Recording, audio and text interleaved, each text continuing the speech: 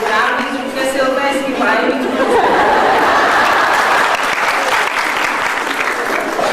इसमें तुमको भी नहीं पता लगेगा कब तुम्हारे अंदर ज्ञान आया, कब तुम्हारे अंदर प्रेम आया, कब तुम्हारे अंदर आनंद आया। कैसे आज सब हम तुम सबको देख रहे हैं, सबके चेहरे खिले खिले हैं, तो इसका अंदर से कारण समझ में आता है क्यों है चेहरे खिले खिले, क्या मिला है।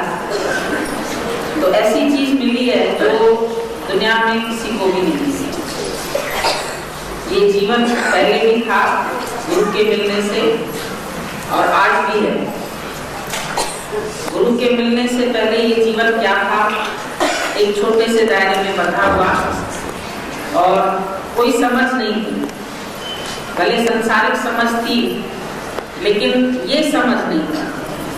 तो आज हर मिनट पे गुरु के शुक्राने निकल रहे हैं सुबह से लेके कि इस जीवन को बनाने का श्रेय पूरा सतगुरु को, और ये सब खुशी का दिन दिखाने का मौका भी गुरु नहीं दिया। हम लोग इस लायक नहीं थे, सचमुच नहीं थे लायक। पता भी नहीं था ज्ञान क्या होता है, जीवन कैसे जिए। एक भाग के समान जीवन सब हो रहे थे जैसे। लेकिन आज हर दिन खुशी है, हर दिन मौज है, हर दिन मस्ती है, रोज नया दिन है, रोज नई खुशियां हैं, रोज नया प्रेम है। कैसा ये अथक प्यार है जिसमें कोई थकता नहीं। ऐसा गुरु ने कागज बनाया, होशियार किया, घड़ा, ये सारी मेहनत करामत है गुरु की। लोग बोलते हैं तुम्हारा गुरु कोई करिश्मा नहीं दिखाता है। अभी वो जो बंदे से खुदा बना दे, इससे बड़ा करिश्मा क्या हो सकता है। आज संसार में बंधे रहते, इच्छाओं से, मोह माया से, दुखों से घिरे रहते, लेकिन आज ऐसा तैयार किया जो आप करे और संगता है। ऐसा जीवन बनाता है गुरु कि तुम तो खुश रहो, तुम तो हंसो, तुम तो गाओ, लेकिन तुम्हारे संग संग ये खुशियों का मेला हमेशा लगा रहेगा। ऐसा गीता भगवान का आशीर्वाद है जो उन्होंने शुरू से ही ये कहा, तुम्हारा जीवन अकेले नहीं गुजरेगा, तुम्हारे पास हर दिन मेला लगेगा, तुम्हारी टेबल पर तुम कभी अकेले खाना नहीं खाओगे। वो दिन आज दिन हम लोग ना अकेले रहते हैं, ना अकेले खाना खाते हैं, ना अकेले घूम पाते हैं। कितना भी चुपके से भागे, सारे दिन पीछे आते।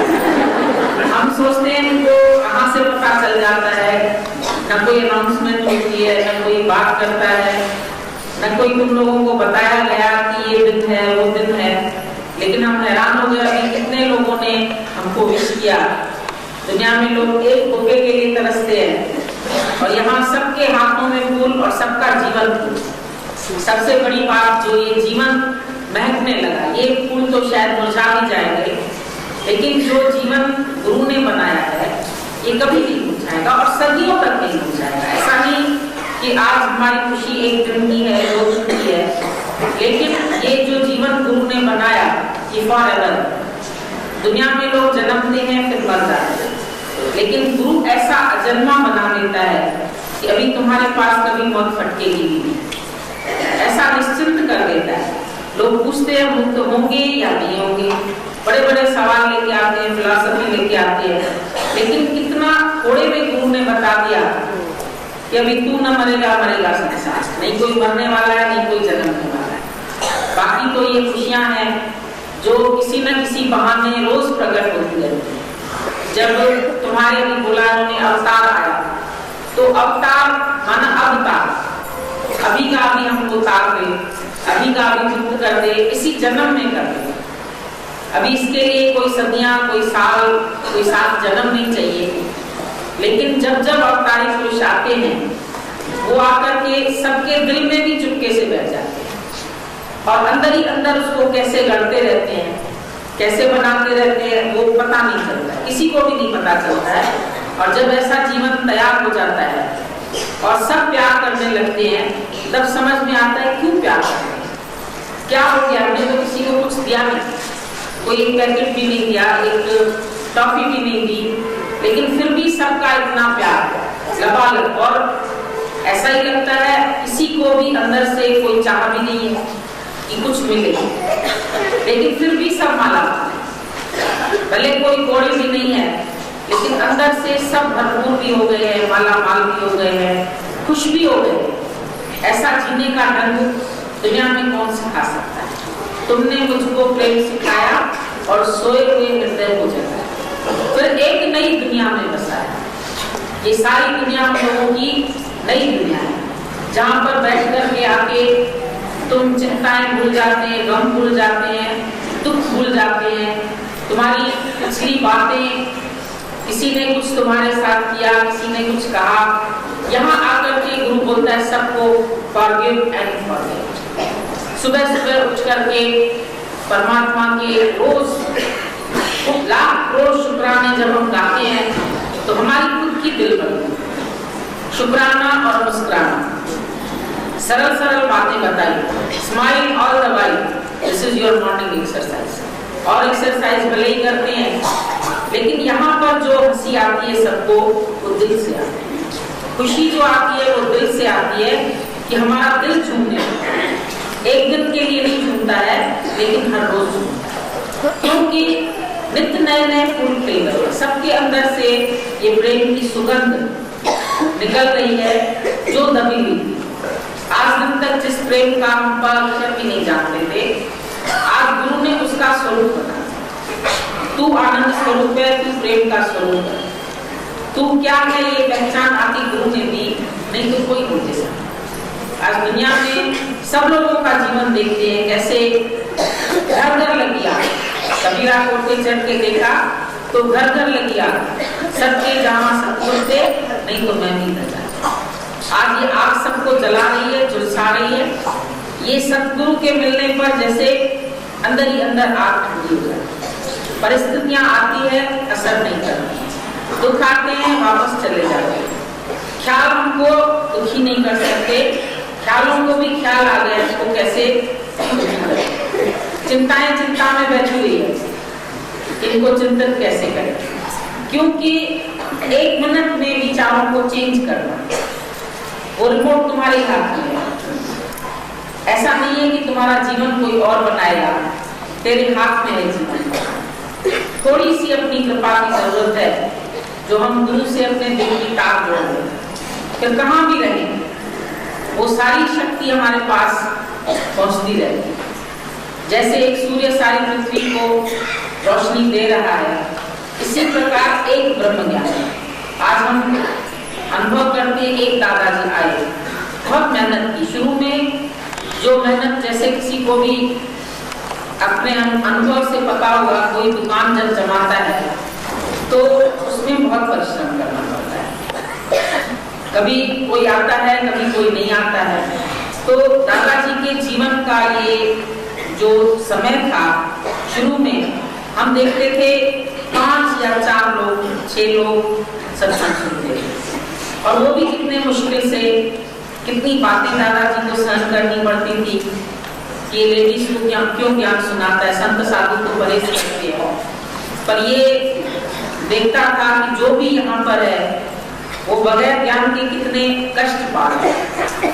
तो दुखियों का दुख दूर करने का जैसे अंदर में उसने संकल्प उठाया, बोला मैं सब स्त्रियों को आजाद करूं, सबको अपने पांव पर खड़ा करूं, सब होशियार हो जाएं, सब परमात्मा के नाम की मस्ती में आ जाएं।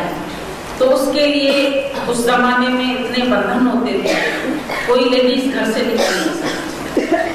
दादाजी जाकर के पीछे का दरवाजा, गली के पीछे जो दरवाजा होता है, उसको जाके खटखटा के उनको बहाने से बुला के सैर करते करते हंसते हंसते ये ज्ञान दे देता था, प्यार प्यार में सारा ज्ञान दे देता था। तो शुरू में इतनी मेहनत की, घर घर में जाके दरवाजा खटखटा के ये ज्ञान दिया। जैसे ऐसे लगता था गुरु को हमारी जरूरत है, गुरु क्यों हमारे पीछे पड़ गया, क्यों मेरे पास आता है, इसका क्या मोटिव हो सकता है। कई लोग कई अर्थ निकालते हैं, लेकिन ऐसे समय में उसने इस ज्ञान को प्रकट किया। उसको जब ज्ञान मिला, उन्होंने 6 महीने सिर्फ गुरु का संग किया, केवल 6 महीने। उसके बाद उनके गुरु अपने शहर में चले गए, कच्छ साइड में। और फिर उसके बाद दादाजी ने ये सारा अनुभव किया।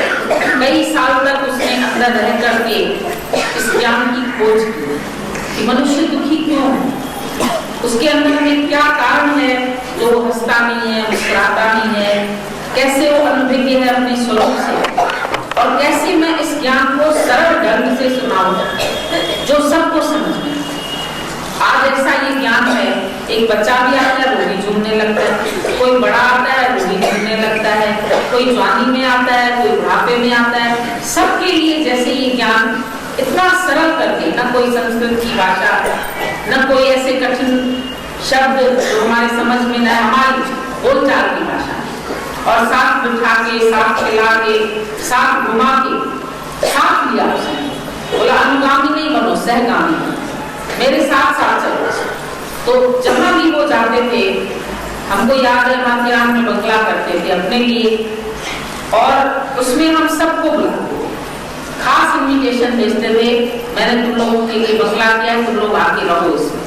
फिर हमको याद है हम लोग 80-80 लोग एक बंगले में रहते थे, एक साथ, इतना खाना बनता था, इतना सब कुछ बनता था, और प्यार में कैसे हो जाता था ये किसी को नहीं पता चलता। सुबह से शाम तक वो इतना बिजी रखते थे हम लोगों को, जो 1 मिनट भी हमको दूसरा विचार आने का समय नहीं बचता। सुबह होता था सैर करते करते, आज ये लोग प्रभात फेरी खा रहे थे, इसी तरह हम लोगों की रोज होती थी। दादा के टाइम में रोज पैदल करते चलते थे, बोलते थे भजन गाते चलो, फिर जहां पर पेड़ की छाया में बैठे वहां फिर अपना ऐसा गुण ज्ञान, इस ज्ञान को, ब्रह्म ज्ञान को लोगों ने बड़ा कठिन करके बताया। अरे तत्वमसी बहुत मुश्किल है, हम ब्रह्मास्मि कहना बहुत कठिन है। दादा ने बोला जब प्रेम में तुम्हारी देही भूल जाएगी तो बचा कौन? परमात्मा ही तो बचा। तो इतना सरल करके, ये जैसे बोलते पढ़ाई नहीं करेंगे, हम लोग भी ऐसे ही पढ़ाई करने वाले नहीं थे। एक राजकुमार था, उसको पढ़ने में मन नहीं लगता था।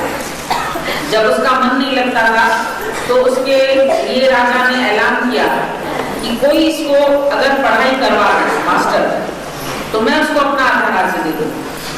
कई आए मास्टर, वो जैसे ही सुनता था ये लोगों को पढ़ाने आया, वो भाग जाता था, खेलने भाग जाता था, या अपशब्द बोलता था, तो कोई भी सहन नहीं करता था उसकी बात, और सब मास्टर छोड़ के चले गए। एक बार एक मास्टर गया, लेकिन मास्टर बन के नहीं,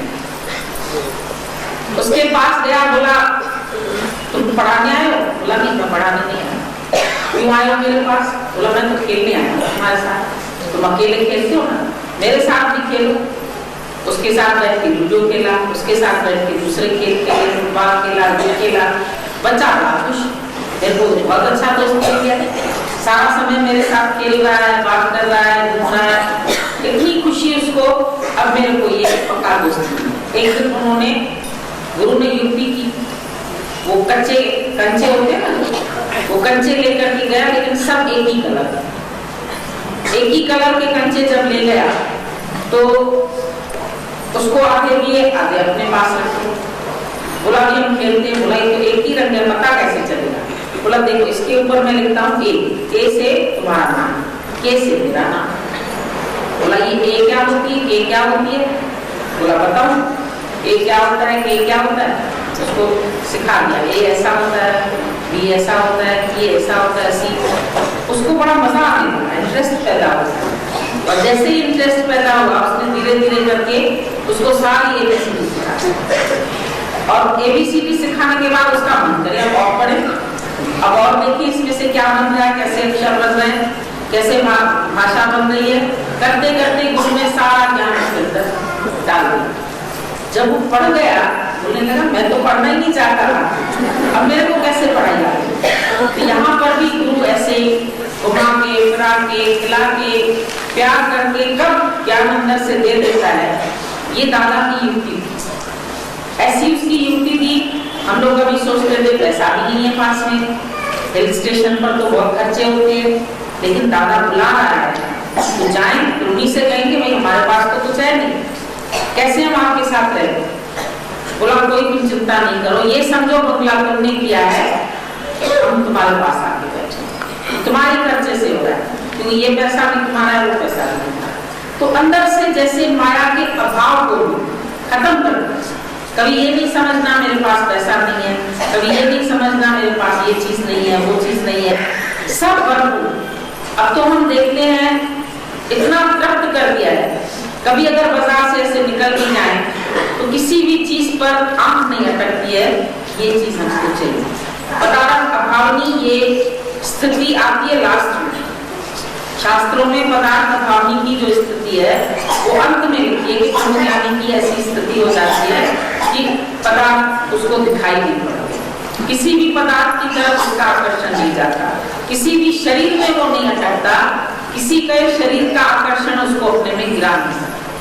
तो ये बातें अपने जीवन में